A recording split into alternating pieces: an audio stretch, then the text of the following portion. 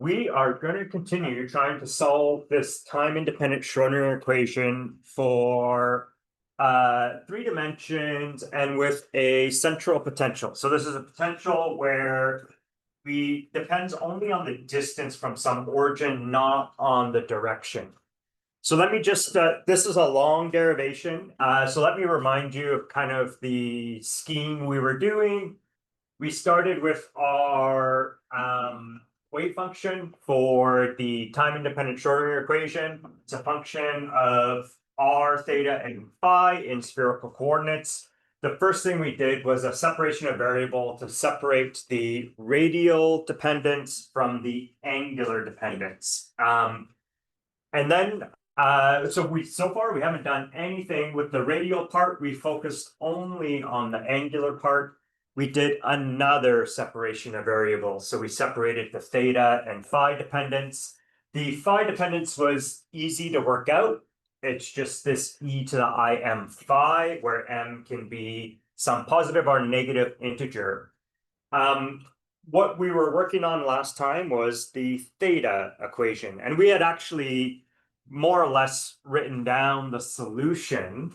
It was given by these so-called associated Legendre functions, this PL of M. So it depends on 2 parameters, L and M, or 2 indices, if you like. And then there's a normalization constant that we haven't worked out yet.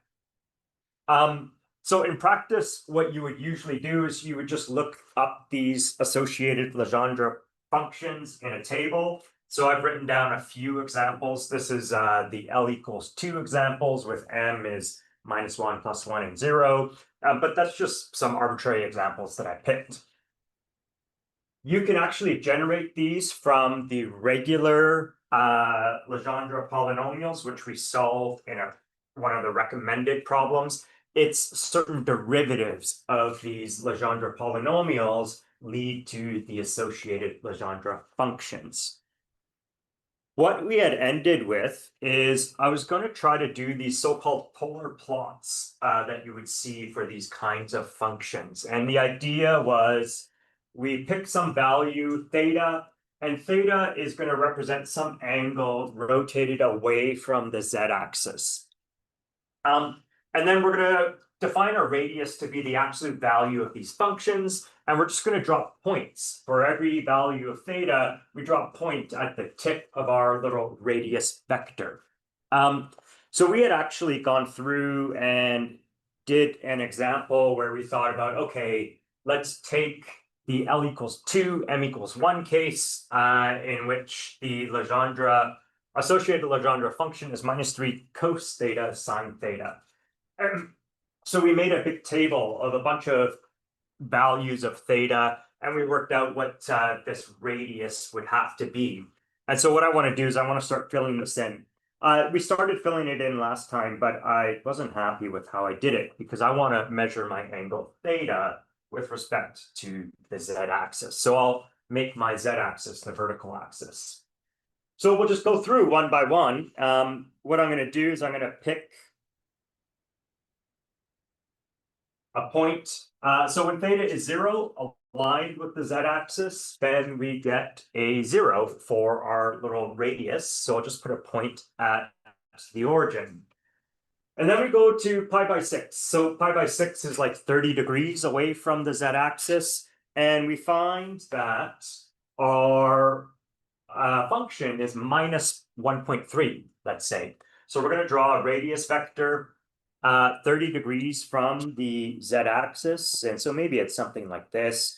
And I'm going to make that length 1.299. And here's our 1 point for our 30-degree angle.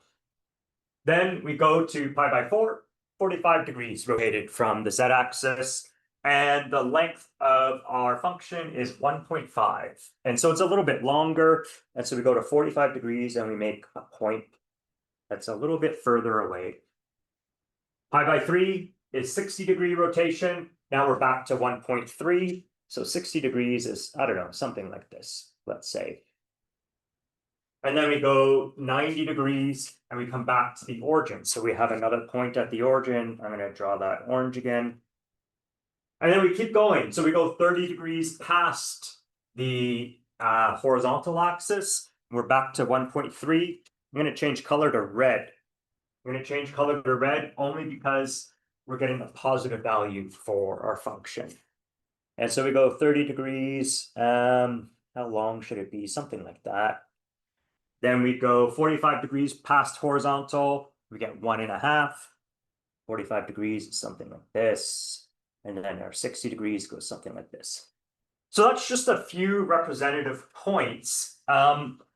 What we could do is we could do this for any number of angles. And if we did, we'd fill this in and it would look something. I'm not going to be able to draw it perfectly, but it'll look something like this. Okay, and so there's what they would call a little lobe. I'll draw it blue because all these ones would have negative values for our function. And then, so I'll say these are negative p21 values.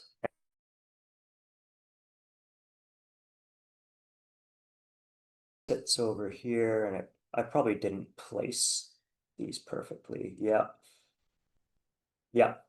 Don't azimuthal angles like go counterclockwise still, like all of our other angles when we're trying to measure them? In spherical coordinates, theta is measured, physicists measure theta from the z-axis vertically and then rotate down. Yeah, but like, does it matter like which way we're rotating down, like clockwise or counterclockwise? No. Okay. No. All right, so this is one example of a polar plot of an associated Legendre function. What these are going to be used for is working out the angular dependence of the wave functions that we work out. And so what you could think of is if I go in along some angle and I find on this polar plot that I'm far away from the origin, that means there's a high probability of finding the electron along a line that follows that angle. Whereas if I went along this direction, there's 0 radius, and so there's no probability of finding the electron there. So that's how we're going to interpret these plots eventually when we finish our full solution. Okay, so the next thing I want to do is I want to return to, we had written down this Rodriguez formula. The Rodriguez formula is used for generating the Legendre polynomials, not the associated Legendre functions. But it's just the Legendre polynomials. And they look like this. We used it last class. And what I want to examine is this derivative. This is saying take the nth derivative of x squared minus 1 to the nth power. So it must be the case that L has to be a positive integer, right? It wouldn't make sense to say take the, I don't know, -1th derivative of some polynomial. It also wouldn't make sense to say take the 1.5th derivative of this polynomial. So the only thing I want to take away from this is L must be a positive integer. Really, if we did a full solution properly, we would write a power series solution to some differential equation. We'd get some recursion relation for the coefficients of the polynomials, or coefficients of like powers of x. And then we would have to truncate that recursion relation. And the way we would truncate it is we'd have to pick some integer values of L. So that's really where this restriction comes from. So that is, we need to take the nth derivative to find PL of x. All right. So the takeaway is L is going to be, we could take the 0th derivative, but L is going to be some positive integer. Now, I want to look at the restrictions on the value of m as well. So for the associated Legendre functions, we had PLM of x was going to be -1 to the m, 1 minus x squared to the m over 2. And then again, we end up taking an mth derivative. So it's kind of funny. We have this derivative formula for generating Legendre polynomials, and then we take derivatives again to get the associated Legendre functions. Nevertheless, PL is a polynomial of degree L. So that means its highest power is x to the L. So then if I was to take a bunch of derivatives, eventually, after I've taken the Lth derivative, I'm going to have no more powers of x left. And if I take another derivative after that, I'm going to get 0. So there's a restriction on the range of m. So PL is a polynomial.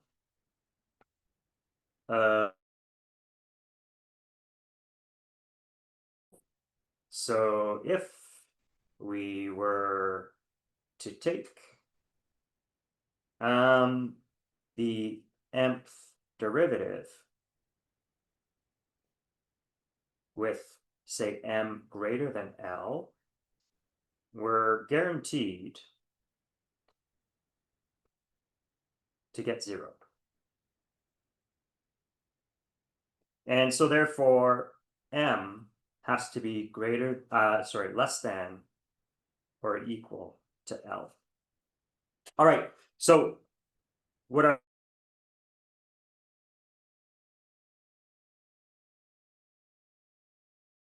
require, L is a positive integer, and m can run from -L to -L plus 1, and so on to -1.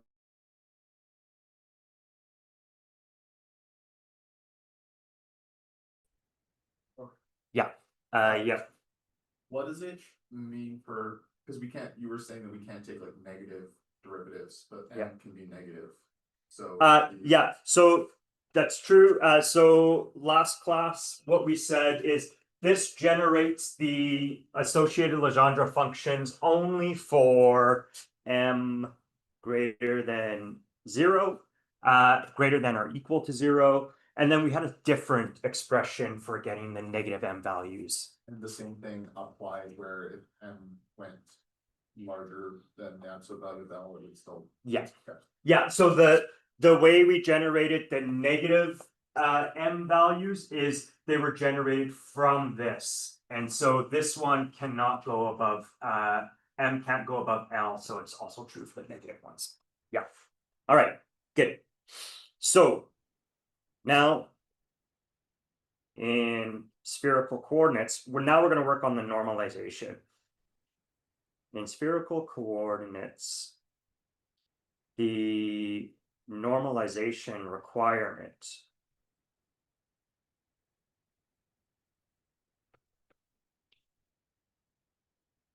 is, okay, so it's just the usual thing. So in any 3-dimensional system, our normalization requirement is that we take the absolute square of the wave function, integrate over all space. That has to be 1. So specifically in spherical coordinates, then our d3r is the usual r squared sine theta, d theta, d phi, dr. So what we'll do is we'll say, okay, we said that our wave function, we were going to separate the variables into a r times y. So that means the absolute square of the wave function is the absolute square of r times the absolute square of y. Okay, so our normalization requirement then is going to be, let's see, we'll have a function of r And so we'll move all the r stuff and we'll group it together with that. So we'll have absolute value of r squared, and then we have little r squared dr. And then we have our y absolute square, and then it still has sine theta, d theta, d phi.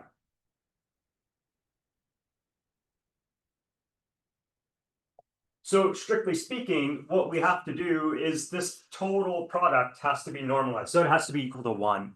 In practice, what we usually do is we separately require these to become 1. And we could do that because we just multiply them by some scaling factors to make them equal to 1. So what we'll do is we'll say, we'll require that to be 1. We haven't touched the radial equation yet, so we're not ready for that one. But we can work on the angular one. Sorry, could you explain again? Like having them separately equal to 1, doesn't that like constrain the amount of answers that we could? No, these are completely independent. Like they don't share variables, right? So I can scale one by some constant as long as I scale the one, the other one by the opposite constant or the inverse of that constant. Because they don't share variables, like yeah, like how I know you can, but doesn't it like constrain the amount of answers that we have? Like, couldn't there be answers where one of them was like higher and one of them was lower? No. No, I don't think so. Yeah. And think about it, we could chat about that later. But I don't think it's a problem. So the convention is to separately require r and the angular integrals to be normalized. Okay, so let's work on the y one.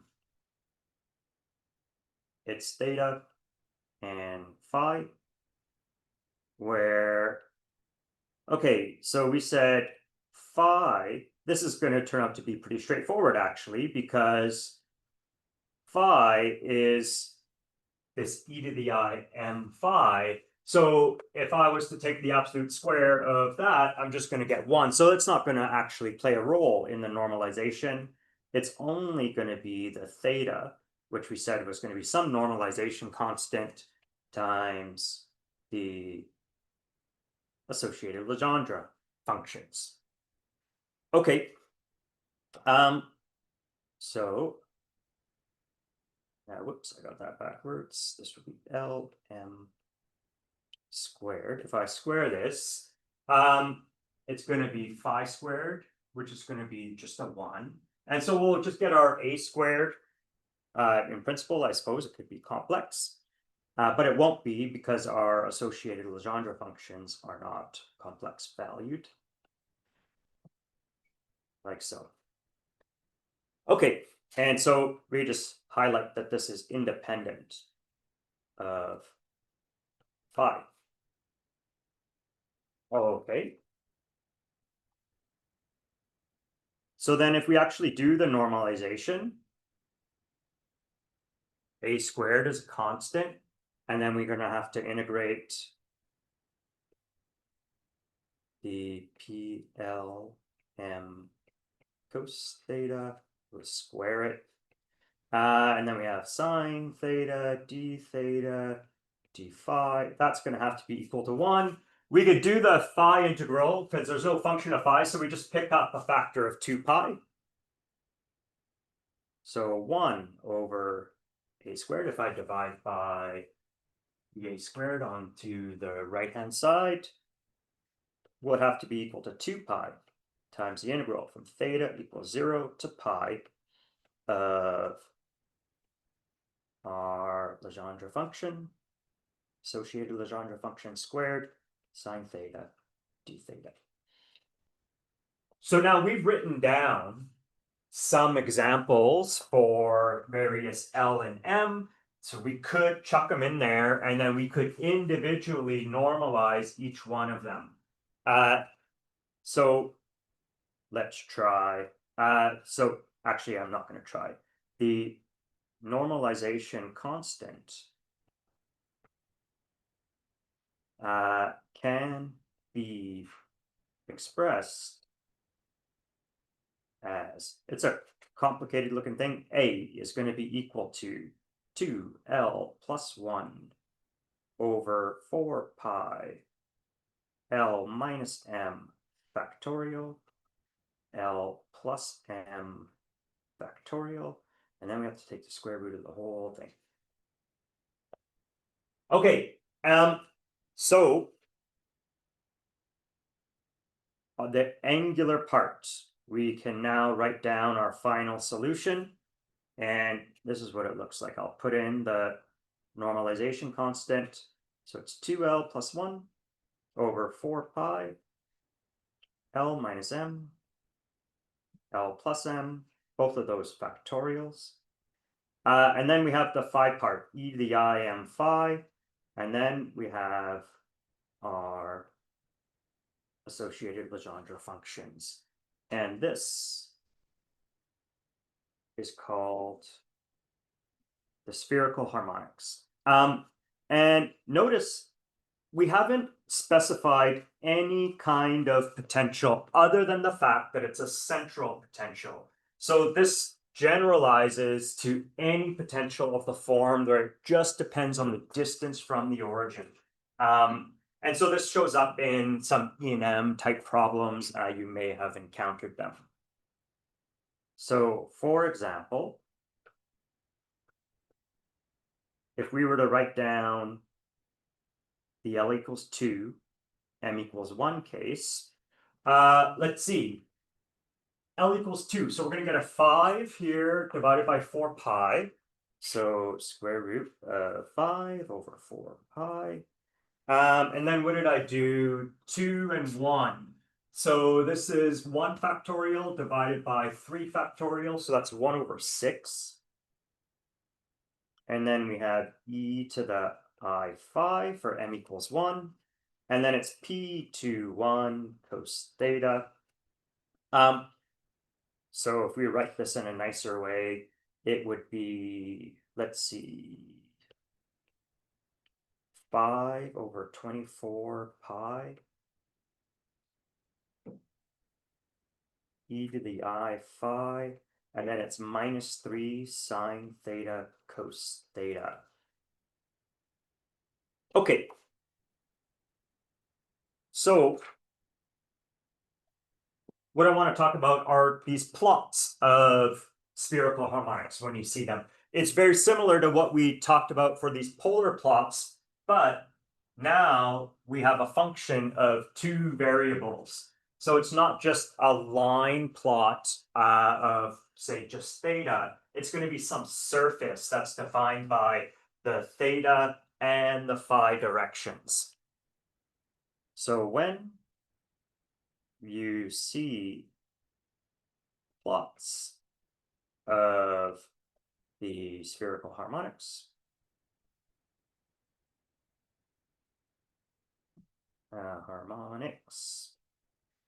they are surface plots. Moreover, if you take a look at this, it's complex because of the phi part. And so I can't easily just make a single plot of a complex function. So what you will see is either the real or imaginary part plotted, or maybe the absolute square, at the square root of that.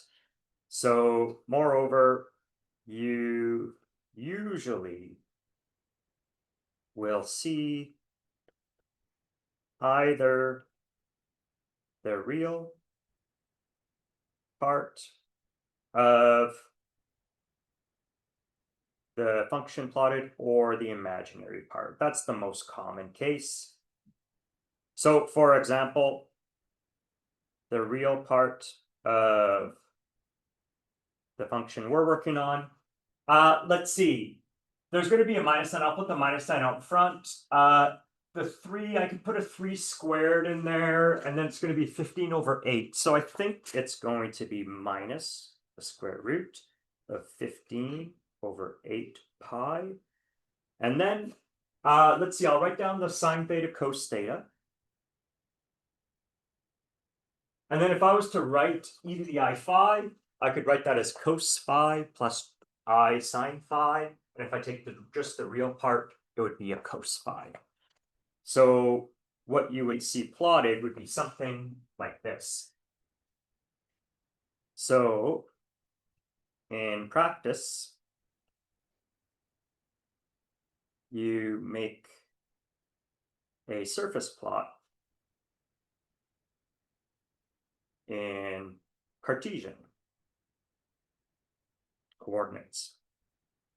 So that is, I would say x is going to be the real part y12.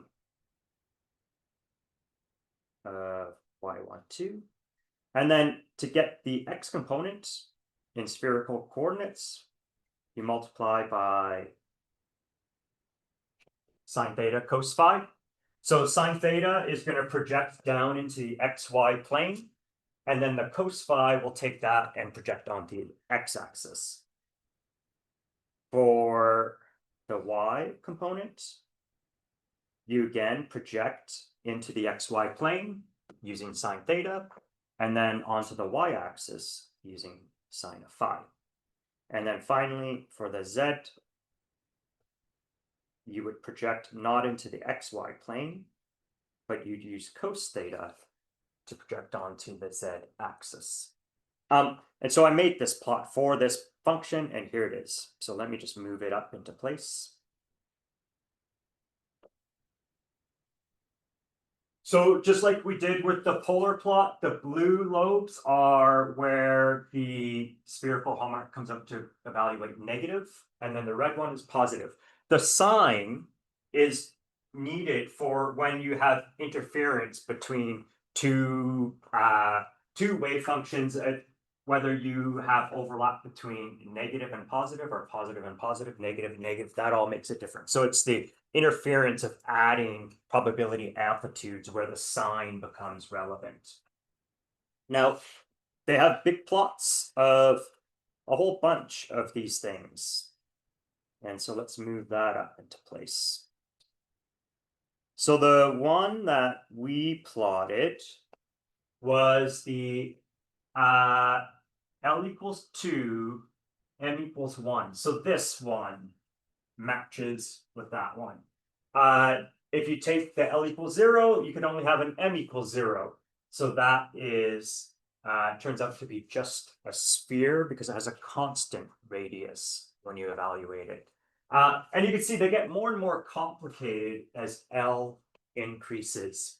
If you have thought about recently, like the electron configuration of atoms, you see that there's like a 1s orbital and a 2s orbital, and then like a 2p orbital. So this would correspond to like the 1s. The p orbitals, they have 3, because if we have L equals 1, we can have M equals -1, M equals 0, M equals +1. And then when you go up to the d orbitals, this is L equals 3. You could have, L equals 2, -2, -1, 0, 1, +1, +1, +2 for the M values. And it just keeps growing like this. All right. Good. So now we're going to do the hard work. So the hard work is the radial equation. And for the angular equation, we kind of didn't do a full proper derivation. We kind of did like an outline of the derivation. Here, we're going to do every step. And so we'll see exactly how this works. Let me remind you of what the radial equation looked like. It's going to be a bit of a grind, but actually most of the steps are not difficult. It's just a lot of algebra and changing of variables and things like that. So it will take some time. So this is the radial equation that we had. We can do a little bit with this to clean it up. But eventually, pretty quickly, we'll have to actually write down a form for this potential. And it's going to be the Coulomb potential between charged particles. So we're going to start with a change of variables. And so I'm just following Griffiths exactly here. So the first change of variables is we're just going to write u as little r times the radial part of our wave function that we're trying to find. Okay, and you can see the things that we're going to need are dr. And so let's see how that works out. So dr is going to be equal to, okay, so I have to take the r derivative of this thing. So we have to do product rule. So it's going to be minus u over r squared plus 1 over r du dr. And we could write that as 1 over r squared. And then we'd get an r times du dr, I think. R du dr minus u. That's kind of nice. You can see why it cleans things up a little bit. It's because we have an r squared here, and we're going to cancel it with this 1 over r squared. All right, and so if you do that, this first term in our radial equation is going to become, I'll let you work out the product rules and chain rules and all that stuff. But it reduces just to this thing. And so that's why we made that change of variables. So the radial equation becomes, okay, so it's basically the first term that gets cleaned up minus. So let's see, where was it? There it is, it's up there. 2mr over h bar squared. V of r minus e times u. We lost a factor of r here because I replaced big R with a u, and that's equal to r times big R. Okay, and then we have on the right-hand side L plus 1. And for big R, we write u over r. Okay. Or all I'm going to do is I'm going to move around some of these constant factors like the minus h bar squared over 2m. So it's minus h bar squared over 2m d2u dr2 plus. Okay, so it's v of r plus h bar squared over 2m. We're going to move the L plus 1 over to the other side. We get an r squared u. And I'm going to move the e times u over to the other side. So this is our radial equation expressed in some different variables. We're going to do more changes of variables. It will get a little hairy, but that's okay. So this is the radial equation. We need to specify v of r to go further. And so that brings us to the hydrogen atom.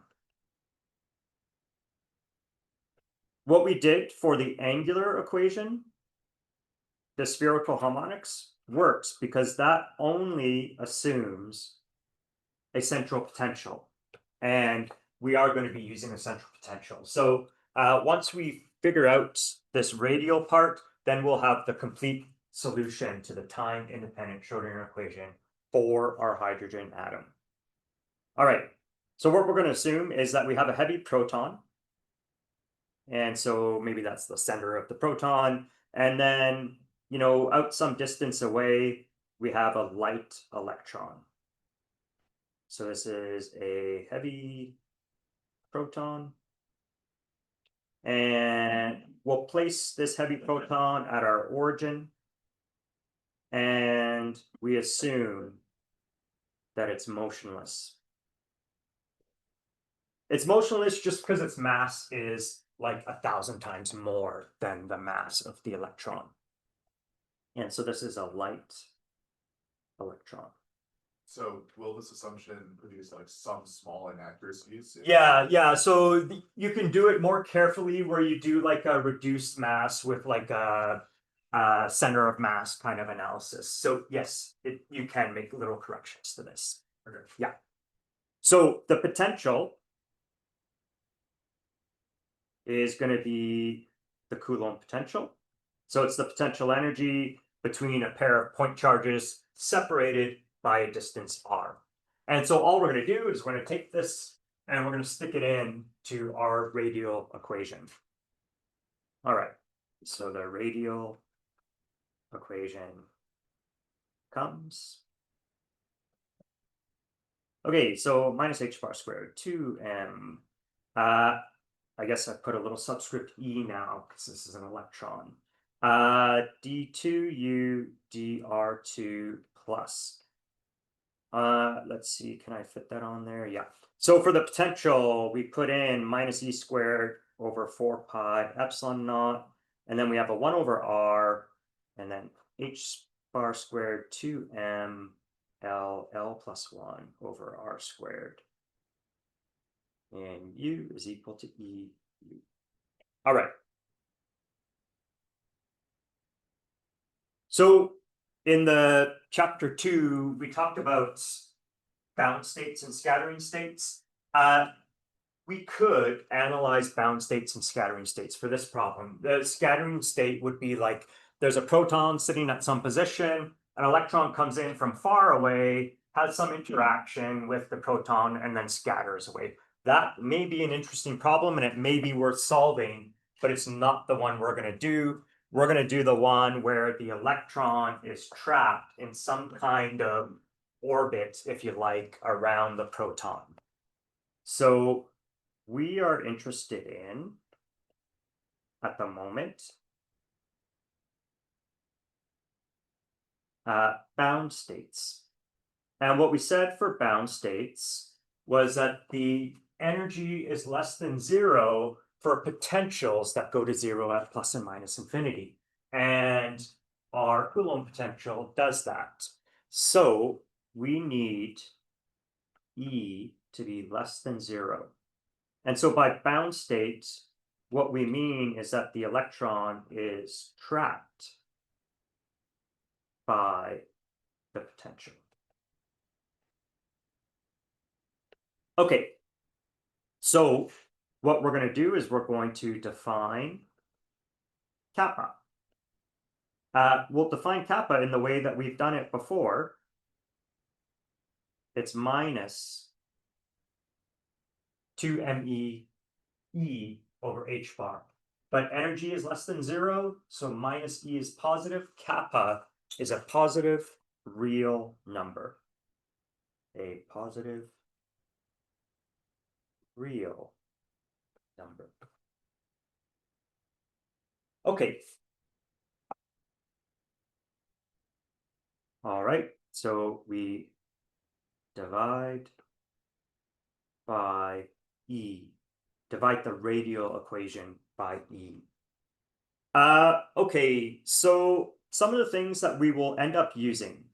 We have h bar squared over 2me. When we divide by E, we'll have this factor right out front in that first term. But that's just equal to 1 over kappa squared. Okay, so if I square this, invert it, it's exactly that factor. Some other things that we have in here, let's see, we have like e squared over 4 pi epsilon naught 1 over r, and then we're going to divide by e. So we're doing the first term inside the square brackets. Okay, so what I'll do is I'm going to multiply all of this by 1. I'll multiply by h bar squared over 2me, and then by 2me over h bar squared. But this stuff with the 1 over e is just minus kappa. And if you collect all of the factors together, it's minus me e squared over 2 pi epsilon naught h bar squared, that there's a kappa and there's a 1 over kappa r. I made a little mistake. What mistake did I make? This is not kappa, it's kappa squared. So yeah. Yeah, so it's 1 over minus, let's see, it's minus 1 over kappa squared. So I made 2 mistakes, minus 1 over kappa squared. Okay, good. So if you make those replacements in our radial equation, we get 1 over kappa squared d2u dr2 equals. Okay, there's going to be a 1. So let's see, where does that 1 come from? When you're dividing u by e. So Oh, yeah. the 1. Oh, right. Yeah. Okay. Right. So we had the 1 over there and we brought it over to the other side. So you're absolutely right. Okay. So, and then we have minus me e squared 2 pi epsilon naught. Shouldn't that be plus because it's being brought over to the other side? Oh, no, nope. You didn't include the minus. Because we're going to pick up a minus sign here. That's right. Yes. Good. Perfect. And then we have a plus L plus 1 over kappa r squared times u. This one, we bring it to the other side, it becomes minus, but then the h bar squared over 2m is going to be another minus kappa squared. Okay, good. So I'm pretty sure that this is right. Now we're going to finally make one of our last substitutions before we start to try to actually solve this thing. Okay, so rho is going to be defined as kappa r. So when you see rho, just think of it as r, the distance from the proton. It's scaled by some constant. It's scaled by some factor, but it's still proportional to the distance from the proton. And the other thing we're going to do is we're going to say all of this stuff is going to define to be rho 0. Okay.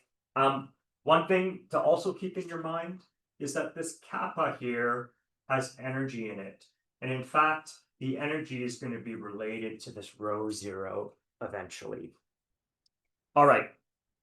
So if you make that substitution, what we could do is we can write d2u dr2 with the 1 over kappa factor. This kappa has no r dependence, so I could bring it inside and say that's equivalent to d2u d kappa r squared, but kappa r is what we're going to call rho. So we're going to have a differential equation written in terms of u, and we're going to take derivatives with respect to rho. So d2u d rho squared equals 1 minus. All right, so it's rho 0 over kappa r, but kappa r is rho. So it's rho 0 over rho plus, and then it's L plus 1 over rho squared times u. Yes. Sorry, I'm a little confused on how you got from like step 1 to 2 in the line just above that. one over kappa squared d squared. Oh, yeah. You don't like, in the derivative? I'm not quite sure what. I just took the kappa and multiplied it by the r. Maybe there's like a more rigorous way to do it, but I just think of it as like, if I had an integral, I could pull constants inside and out. So why can't I do that with derivative? Okay, yeah, Yeah. I've never seen it, so I was Yeah. It's like, okay. Yeah. All right. So, this is the thing that we want to solve. Now, what's the reason we did the harmonic oscillator? How much time we got? Oh, we got a bit of time. The harmonic oscillator, if you think back, we did it in two ways. The second way we did it is we actually solved the differential equation, and we're going to follow exactly the steps that we followed for that case. Now, the way we did it is we said, I want to use a series solution. But before I do that, I'm going to try to find the limiting behavior. What happens at really large rho? What happens at really small rho? If I can understand that type of behavior, I might be able to re-express u in terms of that asymptotic behavior at large and small rho or large and small r, and then come up with a simpler differential equation. So that's the strategy. So we're going to examine what happens as rho goes to infinity. Well, it's not hard to see what's going to happen. This is going to get really large. That's going to get even larger. So those second terms are going to be small compared to the one. And so what we would expect is that d2u, d rho 2, for large rho is approximately u. And this has a solution is a e to the minus rho plus b e to the rho. Okay, if I take derivatives, I'm going to get a minus sign. I take a second derivative, that minus sign goes away, and I just get the u function back again. But this has a problem. We want our wave function in the end to be normalizable. And our wave function is going to be built out of partly this r of r, which is going to be proportional to this u thing. So if I let rho get large, u is going to blow up. That means our radial part of our wave function is going to blow up and we can't normalize it. So that would be no good. So this b has to be 0 since u would diverge as rho goes to infinity, or since rho is proportional to r as r goes to infinity. Okay, and so apparently at large r, u goes as a e to the minus rho for r large. Okay, so what about rho goes to 0? Okay, well, in that case, rho squared is going, 1 over rho squared is going to be the dominant term. And so that's the one we have to look at. Well, so let's see, we're going to have d2u, d rho 2 is approximately L plus 1 over rho squared u. So I'm not going to try to solve this differential equation, but I'll write down the solution. So this has the solution. U is equal to C rho to the L plus 1 plus D rho to the minus L. You could confirm that it is indeed a solution just by taking two derivatives and showing that it's equal to the right-hand side. And you can kind of see the L and the L plus 1 where it's going to come from. There's some cancellations that happen with the rho minus L. So you could just work through it. It works. Okay, but rho to the minus L diverges as rho goes to 0 or r goes to 0. Again, that would be a problem for normalization. And so we have to throw out the second term. This goes to 0. So therefore, d is equal to 0. Okay. So we have limiting behaviors at large and small r. And so the idea is the following. So we next define u of rho is equal to rho L plus 1 e to the minus rho b of p. And so the idea is that we're trying to capture the large R behavior in this first factor. Sorry, this is the small R behavior in the first factor. So this is the rho goes to 0 behavior. And this one is the rho goes to infinity behavior. I think of this as something that's kind of in the same spirit of separation of variables. It's not separation of variables, but what we're trying to do is we're trying to separate the asymptotic approach to some equilibrium in some limiting cases, and then hoping that this leftover bit will be a little simpler and capture sort of the dynamics of how the system evolves. Anyways, that's how I like to think of it. Are these solvable without doing that? I don't know. Think as separating. My guess is if it is, it's probably really hard. Like I could imagine how a series solution would capture this because I can expand an exponential. This one is yeah. I mean, that's just a series solution where you have one. Yeah. coefficient. One power. So the answer is I'm not sure. Think of this as separating the gradual adiabatic approach to equilibrium from the more dynamical response, which we hope to capture with B of rho. Yeah, so I mean, you could imagine the people who kind of worked all this stuff out originally, you know, clever folks. So we're just following the path they charted out for us.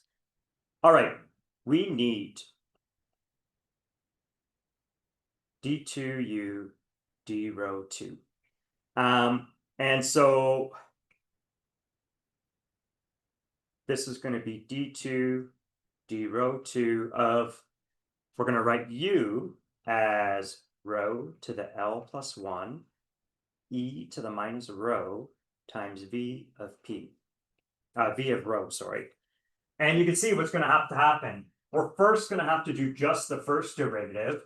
It's product rule, but with a product of 3 functions. And then we're going to have to take that second derivative. And it's not hard, but it's a page of algebra that I'm not going to write down.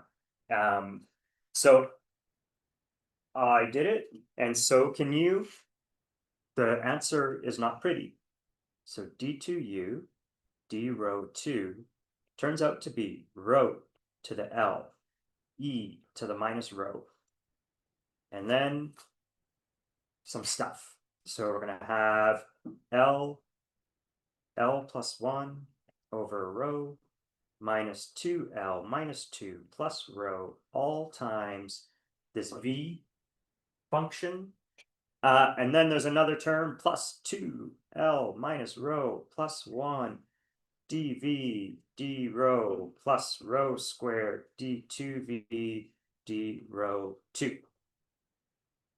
All right, and this is what we're going to plug into I'm gonna call it equation star. I don't know if I labeled it, so did I label it? Yes, I did. Okay, so that second derivative is basically just the left-hand side now of equation star, and it's going to be equal to the right-hand side. And so I will write that out in detail. Okay, so therefore, I'm just going to write all this stuff out again. So we had a L plus 1 rho. It looks messy, but it's going to turn out that there's going to be quite a bit of cancellation. And then we're finally starting to approach the time where we're going to try a series solution. Okay, so that's the left-hand side. I just rewrote this thing again. And so on the right-hand side, we had a 1 minus rho 0 over rho plus L plus 1 over rho squared. I'm going to write this. We had a, here, I'll go back to the equation. We had a, we have a u here. So for the u, I have to put the rho to the L plus 1 e to the minus rho times v. So I'm going to write the e to the minus rho and the v here. But instead of writing rho to the L plus 1, I'm going to write it as rho times rho to the L. Okay, good. Now, one of the reasons I did that is because I can cancel these things now. So I'm gonna cancel. What I'm gonna do is I'm gonna cancel this row with that. Oh, sorry, I can't because I have 1 in there, so I won't do that. But let's see. I'm going to have L times L plus 1 divided by rho squared. When I do bring this row in, it'll be over rho. And I have the exact same thing over here. So we can cancel this, and so partially cancel that one. What else is going to go? When I multiply this row through, I'll have a rho times v, and here I'll have a rho times v. So we can cancel this, and we use some of that. And then maybe that's about it. Do I have anything else that I struck off here? No, I think that's about it. Okay, so what are we left with? We have a rho and 2 derivatives of v. Rho d2v d rho 2 plus. I want to do the first derivative of v next. So we have a 2 L plus 1 minus rho dv d rho plus. There's going to be some stuff times v, a 0th derivative of v, if you like. And now it's going to be equal to 0. So let's see, what kind of stuff do we have multiplying v? We have a minus 2L and a minus 2. But then when we multiply the rho here, we'll get a rho naught. It has a minus sign. We bring it to the other side. It should be a plus rho naught. Okay, so we get a rho naught. And then I have a minus 2. And then we had a L and then a plus 1. And I think that's right. So this is finally the one we're going to try to solve.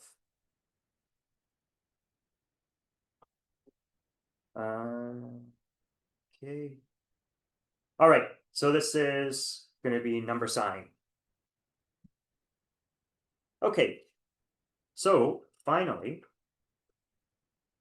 we try a power series solution. So if you want to think back to the harmonic oscillator, which I like to do, what we did is we found the asymptotic behavior.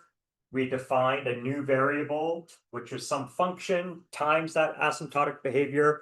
We plugged it into the differential equation, hoping that we made a simpler one that we could solve. And so that's where we are now. And to try to solve this apparently simpler differential equation, we try a series solution.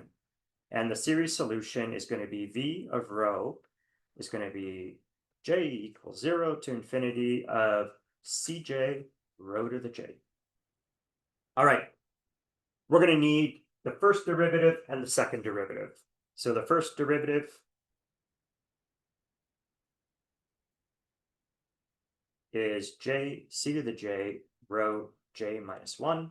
And I claim that that's the same thing as the sum of j plus 1, c to the j plus 1, rho to the j. Now, let's just try writing out some of the terms. So we start at j equals 0. So I get 0 times some stuff. I don't care about that. So the next one, I go to j to the 1. J equals 1. So we get 1 c1. So this is equal to c1 rho to the 1 minus 1, rho to the 0. And then we go j equals 2. So it's 2 c2 plus 2 c2 rho. And then we go j equals 3. So it's plus 3 c3 rho squared. And you could keep going. And we want to compare it to this one. So I start with j equals 0. I get 0 plus 1. So I get 1 c1 rho to the 0. So it's c1. And then I try j equals 1. 2 c2 rho. And then I try j equals 2. So j equals 1. 2 c2 rho we already did, so I was right, j equals 2. 3 c3 rho squared. And we can see that these two are indeed the same. So we're good. We're going to use this one when we stick it into equation number sign. All right. Second derivative. d2v d rho 2. So all I'm going to do is, which one am I going to take the derivative of? I'm going to take the derivative of this first one. So it's going to be the sum of j equals 0 to infinity. Let's see, it's going to be j minus 1, cj rho to the j minus 2.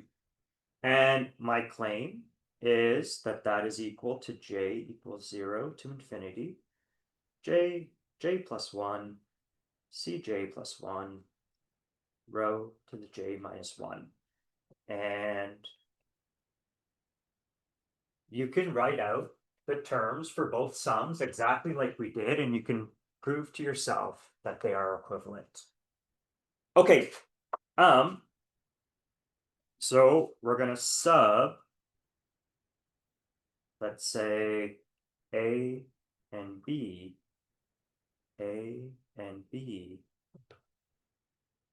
into number sign. All right, so let's look at what number sign was. Rho times the second derivative. Okay, so we should end up with sum of j equals 0 to infinity. And what did we say we're going to use for the second derivative? We're going to use b. So it's j plus 1, c to the j plus 1. Now remember, equation number sign was rho times the second derivative. So I have a factor of rho here. I'm going to bring it inside. Rho to the j minus 1 becomes rho to the j. All right, what was the next term? 2l plus 1 minus rho times the first derivative. So we have plus 2l plus 1 times rho. Was it times rho? So l plus, oh, okay. All right.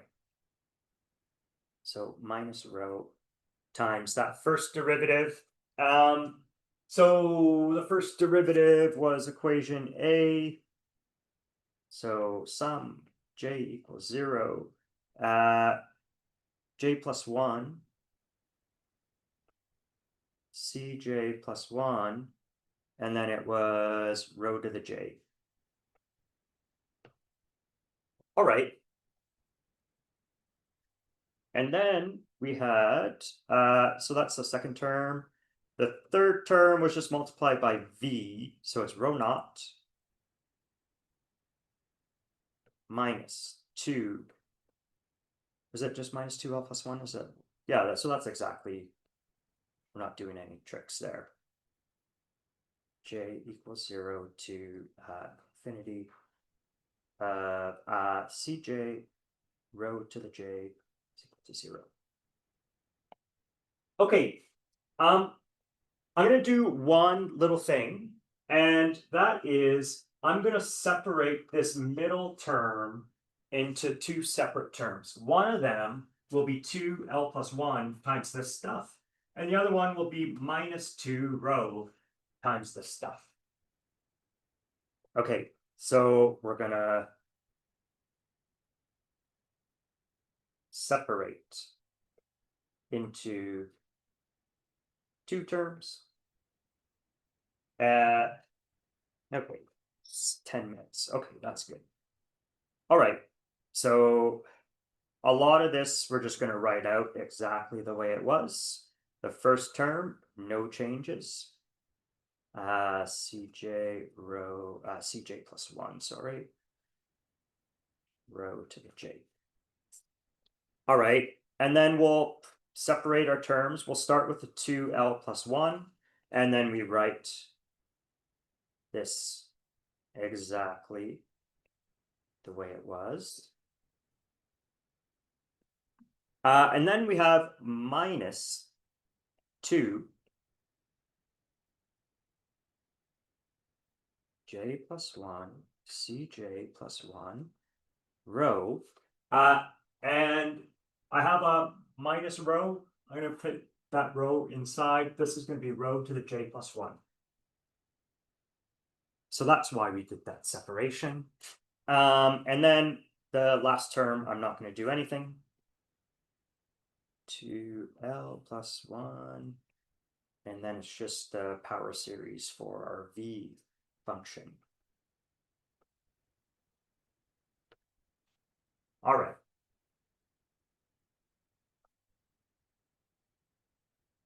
I can just make a change of variables where I say like k is j plus 1, and just everything just becomes a k here.